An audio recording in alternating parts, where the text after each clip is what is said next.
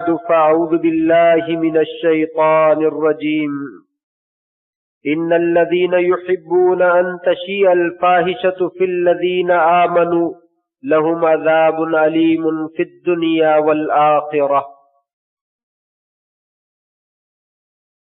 وہ لوگ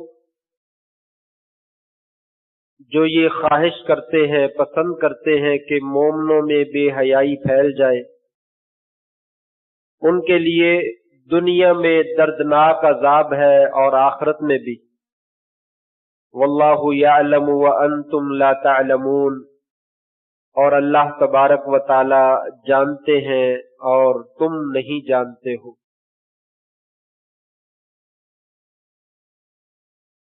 نہایت عزت کے لائق سامعین محترم، بزرگوں، دوستوں، بھائیوں،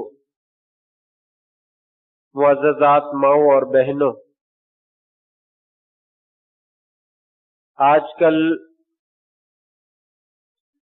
عورت کی آزادی کے لیے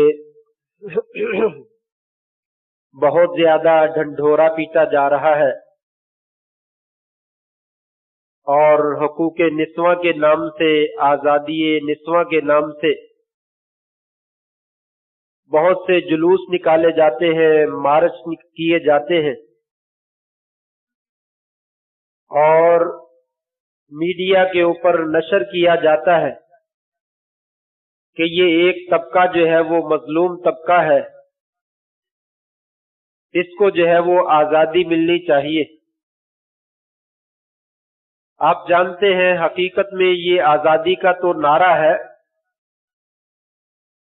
دراصل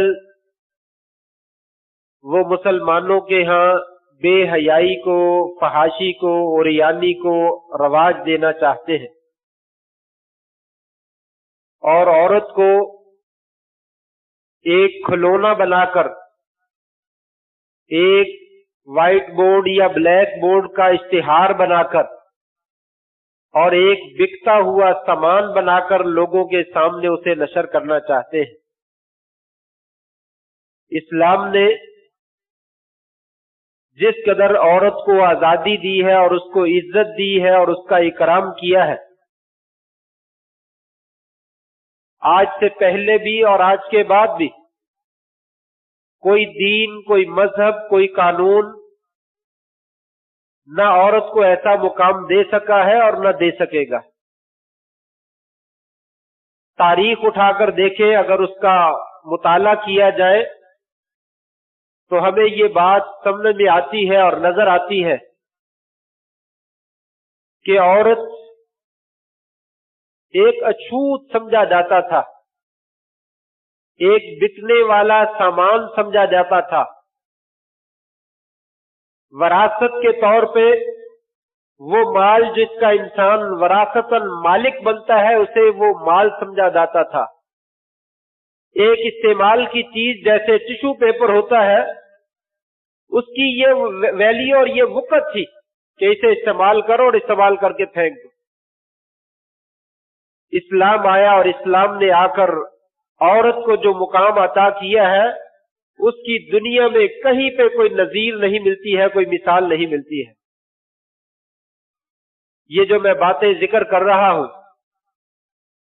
یہ ان لوگوں کے لیے بھی ہے جو مارچ کرنے والے ہیں اور ان کی سپورٹ کرنے والے ہیں اور ان کی حمایت کرنے والے ہیں اور اسے پروان چڑھانے والے ہیں، لیکن وہاں تک شاید میری آواز پہنچے یا نہ پہنچے، آپ حضرات تک میری آواز جو ہے وہ پہنچ رہی ہے۔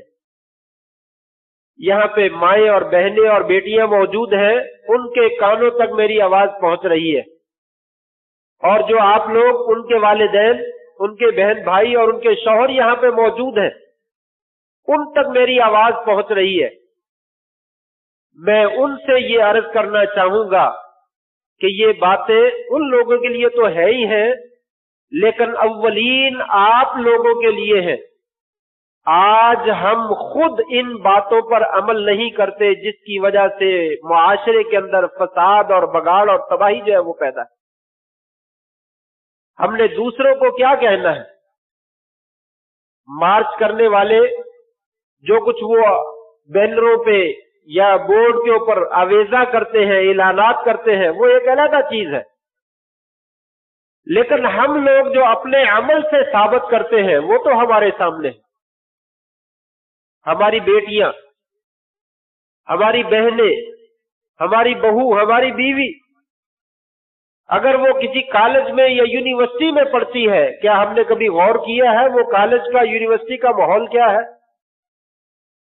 اور بیٹی جو ہے وہ کیسے جاتی ہے اور کیسے آتی ہے، اس کا سفر جو ہے وہ کیسے ہوتا ہے، اور پھر شادی بیاہ کی محفلوں میں ہمارا آپس میں جو اختلاط ہوتا ہے مرد و زن کا، کیا وہ واقعی اللہ اور اس کے رسول کی ہدایات کے مطابق ہے؟ اور پھر ہماری مائیں، بہنیں، بہو، بیٹیاں بازار میں جس طریقے سے زیب و زینت اختیار کر کے جاتی ہیں، کیا یہ واقعی اسلام کے مطابق ہے؟ آئیے چند ایک باتیں ہم اسلام کی روشنی میں جائزہ لیتے ہیں کہ اللہ تبارک و تعالی نے عورت کو کیا مقام دیا ہے اور ہم اس کو کیا مقام دینا چاہتے ہیں۔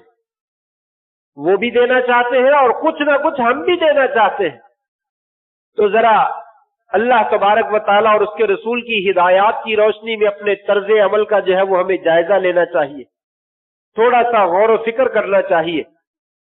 اللہ کریم نے ہمیں خاندانی طور پر مربوط کیا ہے اور آپس میں رشتے منعقد کر دیے، خاص طور پہ عورتوں کے رشتوں میں ماں، بہن، بیٹی، بیوی، خالہ اور پھوپھی بڑے عظیم رشتے ہیں، بڑے عزت والے رشتے ہیں۔ یہ رشتے اسلام کے علاوہ ہمیں کسی اور جگہ پہ نظر نہیں آتے۔ خاص طور پہ آپ بیٹی کا مقام دیکھیں کہ اللہ کریم نے ہمیں کیا ہدایت دی ہے، نبی کریم صلی اللہ علیہ وسلم نے اس کا کیا مقام عطا کیا ہے۔ آپ نے فرمایا کہ جس آدمی نے 3 بچیوں کے اوپر صبر کیا، من صبر علی 3 بنات فاطعمہن وسقاہن وکساہن من جدتہ، فرمایا جو آدمی اپنی 3 بچیوں پر، بیٹیوں پر صبر کرتا ہے، اسے کھلاتا ہے، اسے پلاتا ہے اور اس کو لباس پہناتا ہے، جتنی بھی اس کے اندر ہمت ہے، کن لہو حجابا او سترا من النار، کل قیامت کے دن یہ 3 بیٹیاں اس کے لیے جہنم سے رکاوٹ کا ذریعہ بن جائیں۔ یہ کون سا مذہب ہے جو بیٹی کو اس حیثیت سے مقام جو ہے وہ عطا کرتا ہو کہ انسان اپنے کھانے میں سے اس کو کھلائے، پلائے اور اس کو لباس پہنائے اور اس کی اچھی تربیت کرے، تو یہ بیٹیاں جو ہے اس کے لیے جہنم سے رکاوٹ اور آڑ کا جو ہے وہ ذریعہ بن جائیں۔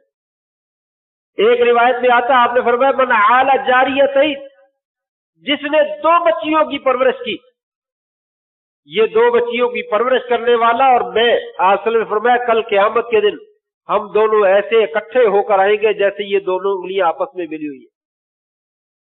2 بیٹیوں کی پرورش کرنے والا اور ان کی اچھی تربیت کرنے والا اور ان کی اچھی نگہداشت کرنے والا۔ اور میں نے پچھلے جمعات میں ایک واقعہ بھی ذکر کیا تھا کہ ایک عورت نے اپنی 2 بچیوں کے ساتھ حسن سلوک کیا، حضرت عائشہ نے تعجب کیا تو آپ صلی اللہ علیہ وسلم نے فرمایا تھا، ایسا تعجب کرتی ہے، ان اللہ اوجب لها بہما الجنۃ، اللہ کریم نے اس عورت کے اپنی دونوں بچیوں کے ساتھ حسن سلوک کرنے کی وجہ سے جنت کو واجب کر دیا ہے۔ بعض روایات میں ایک بیٹی کا ذکر بھی آتا ہے۔ کوئی آدمی بتلائے بیٹوں کی تربیت کے بارے میں بھی یہ اجر موجود ہے؟ کسی حدیث میں بیٹوں کی تربیت کے بارے میں یہ اجر نہیں ہے، اگرچہ اس میں بھی انشاءاللہ ملے گا، وہ بھی اسی طریقے سے ہے، لیکن شریعت نے خاص طور پہ اہتمام کرتے ہوئے بیٹیوں کی تربیت کے اوپر زبردست قسم کا جو ہے وہ اجر عطا فرمایا۔ اگر ہم اس بیٹی کو ماں کی حیثیت سے دیکھتے ہیں تو مشہور حدیث ہے، صحابی نے کہا تھا یا رسول اللہ من حق الناس بحسن صحابت، सबसे ज्यादा मेरे हुस्न सलूक का हकदार है कौन? आपने फरमाया उम्मक, तेरी मां। उसने फिर सवाल किया, या रसूलल्लाह उसके बाद सबसे ज्यादा मेरे हुस्न सलूक का हकदार कौन है? फरमाया तेरी वालिदा। तीसरी मर्तबा उसने फिर सवाल किया, या रसूलल्लाह उसके बाद सबसे ज्यादा कौन मेरे हुस्न सलूक का हकदार है? फरमाया उम्मक, तेरी वालिदा। फिर चौथे नंबर पे जब सवाल किया कि कौन हकदार है मेरे हुस्न सलूक का, आपने फरमाया अबाक, तेरा वालिद। आपने मां को 3 दर्जे जो है वो अता फरमाए। एक सहाबी जिहाद पे जाने लगा, या रसूलल्लाह मैं जिहाद पे जाना चाहता हूं, मैं चला जाऊं? आपने फरमाया तेरी मां है, तेरी वालिदा है? कहा जी हां, जिंदा है। काला फलजमहा, जाओ अपनी वालिदा को लाजम पकड़ लो।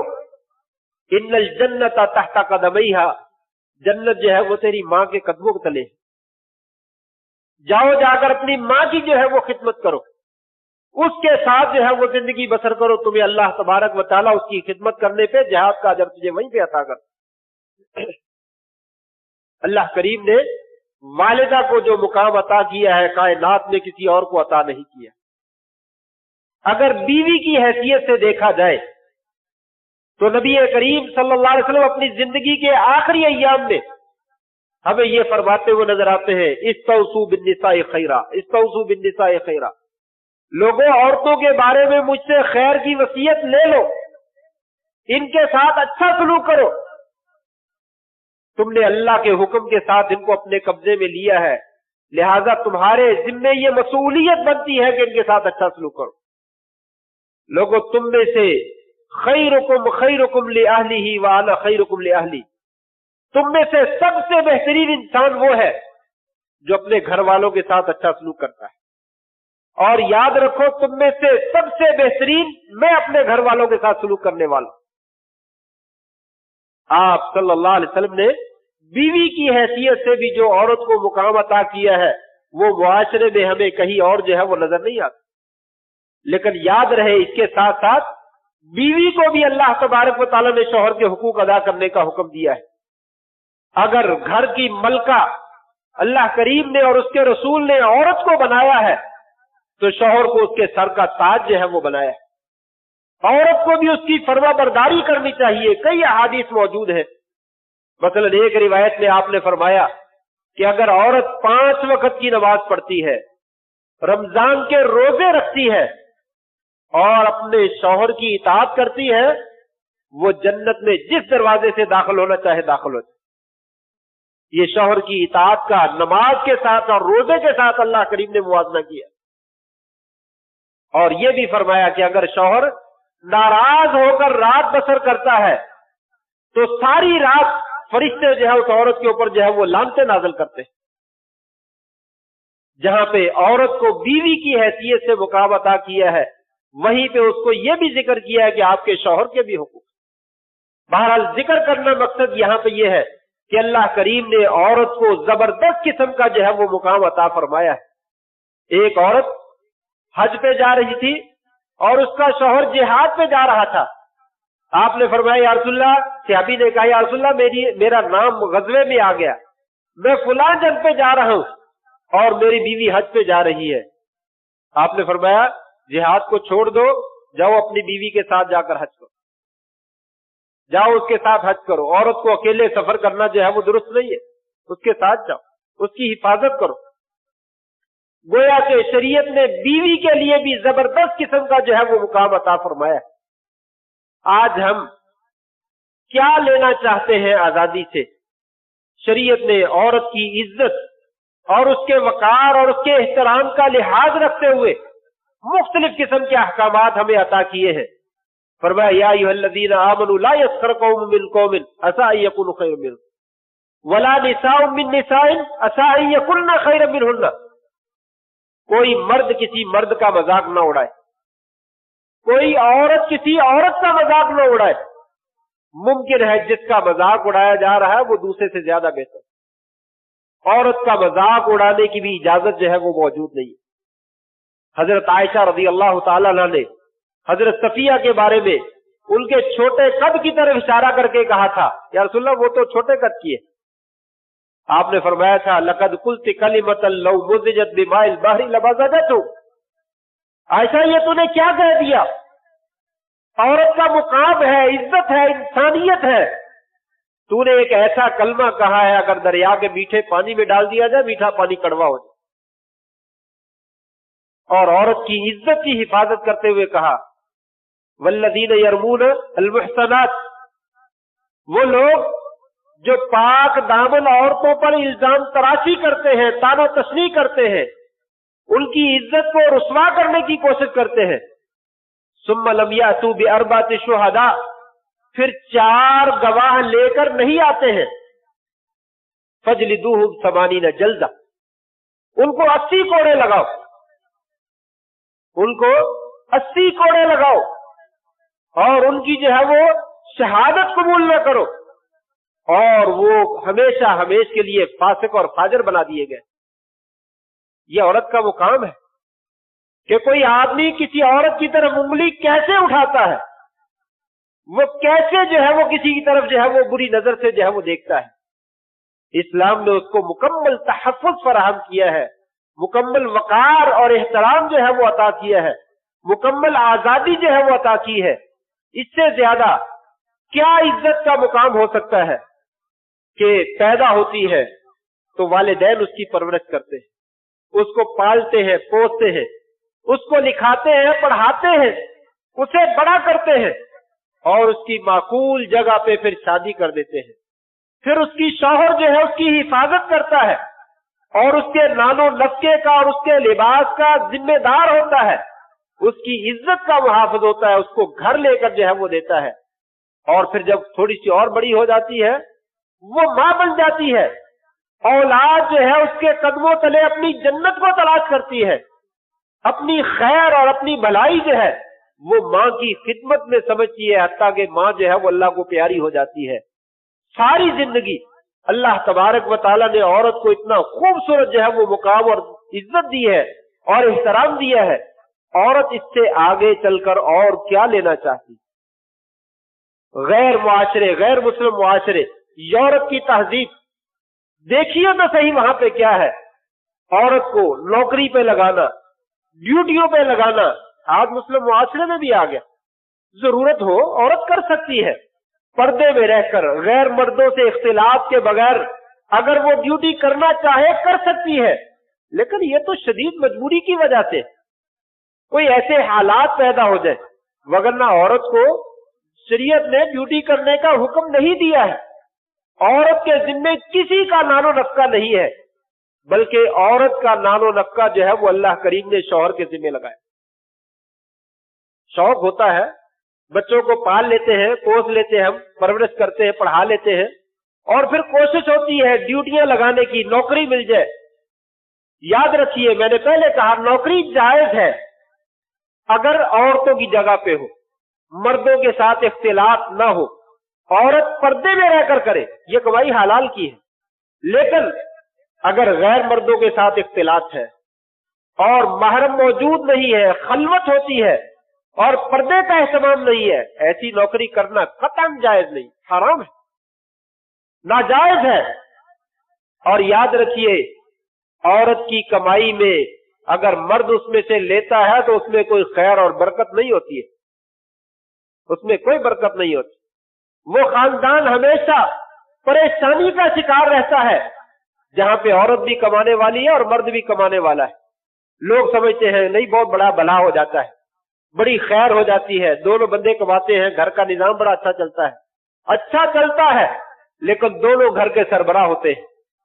घर में 2 सरबराह जो है वो नहीं चल सकते हैं, घर में एक ही सरबराह चलता है। अल्लाह तबारक व तआला ने सरबराह की हैसियत से मर्द को बनाया है। अर्रिजालु कव्वामून अलन निसा, अल्लाह करीम ने मर्दों को औरतों पे हाकिम बनाया है, इसलिए कि मर्द के ऊपर अल्लाह ने जो है वो फजीलत की है। मर्द जो है वो अपनी बीवी के ऊपर खर्च करता है, वो उसको नानो नफका देता है, उसको रिहाइश देता है, उसकी जरूरियात को पूरा करता है। इसकी वजह से मर्द के पास जो है वो हाकिमाना हैसियत है, औरत के पास जो है वो हाकिमाना हैसियत नहीं है।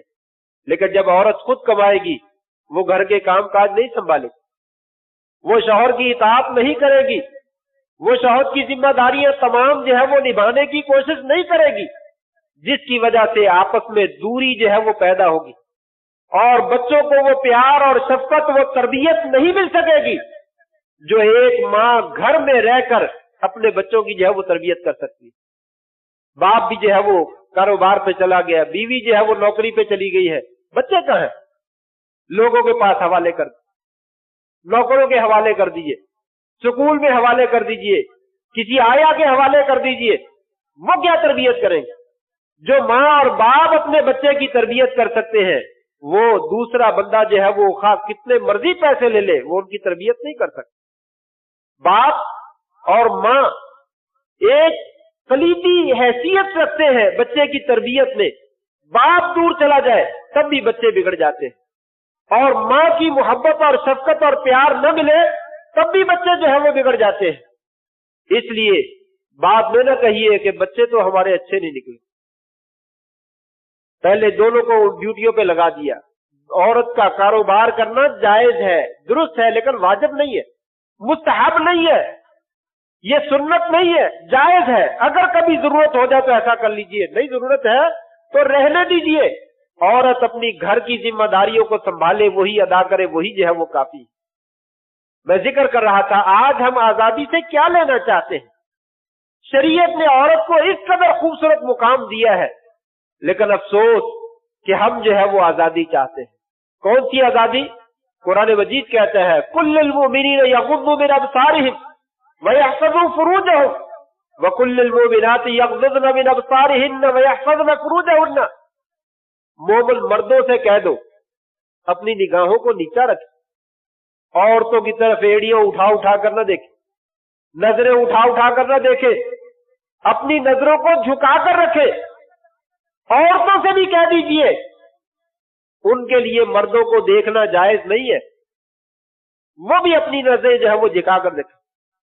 बाजार में चलना है तो ये देखने के लिए कि आगे किसी से टक्कर ना हो जाए, वो अपनी आंखें खुली रखे, लेकिन जहां पे किसी मर्द पे नजर पड़ जाए अपनी नजर को फेर ले, बगौर उसका जायजा लेती रहे, ये औरत के लिए भी जायज नहीं।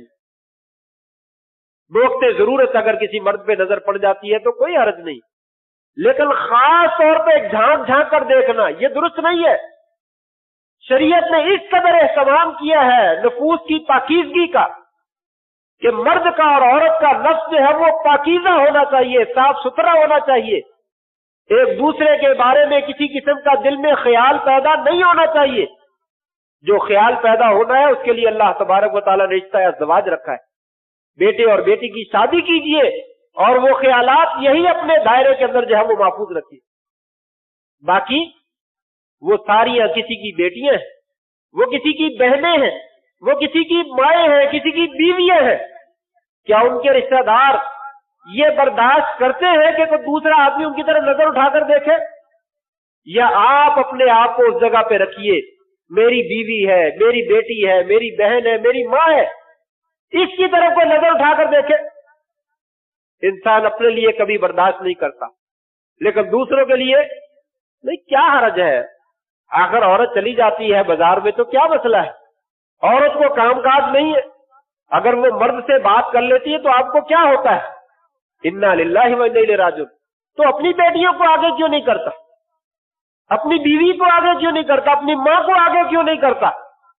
शरीयत कहती है मोमिन मर्दों से कह दो कि औरतों से नजरें झुका कर रखे, मोमिन औरतों से कह दीजिए वो अपनी नजरों को झुका कर रखे। या अली ला तुत्बि नजरतन नजरा, आपने हजरत अली से कहा था, ए अली एक नजर के बाद दूसरी नजर न लगाना, एक दफा नजर पड़ गई है नजर फेर लो, दोबारा अगर देखा तो ये दूसरी नजर जो है वो तेरे जिम्मे गुनाह लिखा जाएगा। अपने आप को पाक रखो। शरीयत ने कहा कोई मर्द औरत के साथ खलवत इख्तियार न करे।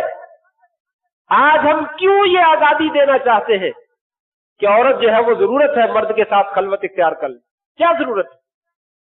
कौन सी जरूरत है? ऐसा करने में क्या आजादी मिलेगी, क्या फायदा मिलेगा? आपका ये फरमान समझ में नहीं आता? ला यखलुवन्ना रजुलुन बिइम्रातिन इल्ला काना सालिसुहुमा शैतान। کوئی مرد کسی عورت کے ساتھ خلوت اختیار نہ کرے.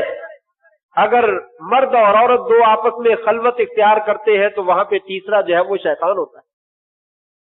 وہاں تیسرا شیطان ہوتا ہے. جب شیطان ہے تو وہ انسان کو بھڑکاتا ہے، وہ ابھارتا ہے، اس کو برائی کی طرف مائل کرتا ہے اور اسے جو ہے وہ توجہ دلاتا ہے کہ یہ جو کام غلط ہے یہ کرنے والے ہیں، تو کہاں سویا ہوا ہے. فرمایا یہاں سے برائیاں جنم لیتی ہیں، یہاں پہ معاشرہ خراب ہوتا ہے، یہاں پہ فتنہ اور فساد پیدا ہوتا ہے. یہی پہ شریعت نے دروازہ جو ہے وہ بند کر دیا. کوئی مرد کسی عورت کے ساتھ تنہائی اختیار نہ کرے. آج مجھے بتلائیے، جہاں پہ لڑکوں کے کالج ہے، جہاں پہ لڑکوں کی یونیورسٹی ہے، وہاں پہ مخلوط تعلیم ہے، کو ایجوکیشن ہے، وہاں پہ کیا ہوتا ہے؟ کون ذمہ دار ہے معاشرے کی تباہی اور بربادی کا؟ ہم نام لیتے ہیں کہ یہ معاشرے میں جو مارچ کر رہے ہیں یہ لوگ اچھے نہیں ہیں، یہ جو بینر آویزہ کر رکھے یہ اچھے نہیں ہیں، یہ میڈیا کے اوپر جو شور شرابہ کیا جا رہا ہے یہ اچھا نہیں ہے. لیکن اپنی بیٹیوں کو، اپنے بیٹوں کو ایسے کالجوں میں، ایسی یونیورسٹیوں میں بھیجنے والا ہے کون جہاں پہ مخلوط تعلیم ہوتی ہے؟ بیٹوں کو پڑھانے کے لیے بیٹیاں موجود ہیں اور بیٹیوں کو پڑھانے کے لیے بیٹے موجود ہیں. یہ کون کرتا ہے؟ یہ تو ہم خود کرتے ہیں. یہ تو ہم خود کرتے ہیں. بیٹے کے سر سے دوپٹہ اتار کر باہر بھیجنے والا ہے کون؟ شادیوں کی محفلوں میں مردوں اور عورتوں کی مخلوط پارٹیاں کرنے والا ہے کون؟ کوئی حیا نظر نہیں آتا. شادی کے ایسی محفل میں جا کر انسان کی نگاہیں جھک جاتی ہیں. یہ مسلمانوں کی شادی ہے، یہ مسلمانوں کی عورتیں ہیں اور یہ مسلمانوں کے مرد ہیں کہ عورتوں کے گریبانوں میں دوپٹے ہیں، سر بھی ننگا ہے، چہرہ بھی ننگا ہے، فیشن بھی کیا ہوا ہے، مکمل زیب و زینت بھی کر رکھی ہے، اور مردوں کے درمیان بھی موجود ہے، لڑکے بھی موجود ہیں، لڑکیاں بھی موجود ہیں. یہ آزادی مارچ کرنے والے دوسرے لوگ ہیں، لیکن یہ آزادی دینے والے ہم خود ہیں. ہمارے اپنے گھروں کا ماحول یہی کہتا ہے کہ یہ آزادی مارچ ٹھیک ہے، یہ ہونا چاہیے. جب ہم خود آزادی کے لیے تیار ہیں تو ان کو کون روکے گا؟ یہ معاشرے کو سنبھالنا ہمارا اپنا کام ہے. اپنی بیٹی کو، اپنی بہو کو، اپنی بیوی کو سنبھالنا ہمارا کام ہے. اپنی خوشی اور غمی کی محفل میں مردوں اور عورتوں کا معاملہ سیپریٹ رکھنا یہ ہمارا کام ہے، ہماری ذمہ داری ہے. ایسا انتظام کرے، یہ عورتوں کا کھانا ہے، ادھر کوئی مرد نہ جائے، یہ مردوں کا، ادھر کوئی عورت نہ آئے، دونوں اپنی اپنی جگہ پہ کام کریں. جب ہمارے دلوں میں یہ پاکیزگی پیدا ہوگی تو آگے معاشرے میں پاکیزگی آئے گی. اگر ہمارے دلوں میں پاکیزگی نہیں ہے تو کہیں نہیں آتا. انسان بڑا کہتا ہے میرا دل بڑا پاک، عورت کہتی ہے یہ میرا بھائی ہے، میں نے اس کو بھائی بنا رکھا ہے. لوگ منہ بولی بیٹیاں پال لیتے ہیں، وہ بڑی ہو جاتی ہے، انسان کہتا ہے یہ میری بیٹی ہے، میں نے خود پرورش کی ہے. آپ اللہ کے رسول سے، اس کی بیویوں سے اور صحابہ کرام سے زیادہ پاکیزہ نہیں ہو سکتے. آپ صلی اللہ علیہ وسلم حضرت صفیہ کے ساتھ جا رہے ہیں، قریب سے دو بندے گزرے، رات کا وقت تھا، وہ آگے گزر گئے. آپ نے ان کو فرمایا اللہ رسل کمار ٹھہر جاؤ ذرا میری بات سنو. واپس بلا لیا، کہا میرے صحابہ یہ میری بیوی صفیہ ہے. کہا یا رسول اللہ ہمارے دل میں آپ کے بارے میں کیا خیال پیدا ہوگا، آپ اللہ کے نبی ہیں. آپ نے فرمایا نہیں، ان الشیطان یجری من ابن آدم کمجرى الدم، شیطان آدم کے جسم میں ایسے چلتا ہے جیسے خون چلتا ہے. خون چلنے کا پتہ نہیں چلتا ہے، اسی طرح شیطان کے وسوسہ ڈالنے کا پتہ نہیں چلتا وہ کس وقت بھڑکا دیتا. آج معاشرے میں ماں کے ساتھ منہ کالا کرنے والے موجود نہیں ہیں، بیٹیوں کے ساتھ منہ کالا کرنے والے موجود نہیں ہیں، موجود ہیں. اس کا سبب یہی ہے جب ہم یہ کہتے ہیں یہ میری بہن ہے، میں نے تو اس کو ماں بنا رکھا ہے، میں نے تو اس کو بیٹی بنا رکھا ہے. وہ بیٹی نہیں ہے، وہ ماں نہیں ہے، وہ بہن نہیں ہے جس کو اللہ نے ماں بہن بیٹی نہیں بنایا. مسلمان ہونے کے ناطے سے سارے جہان کی بھی عورتیں جو ہیں وہ بہنیں ہیں، لیکن حقیقت میں وہ بہن نہیں ہے، وہ غیر محرم ہے. آپ کے لیے اس کے ساتھ خلوت اختیار کرنا کبھی جائز نہیں ہے۔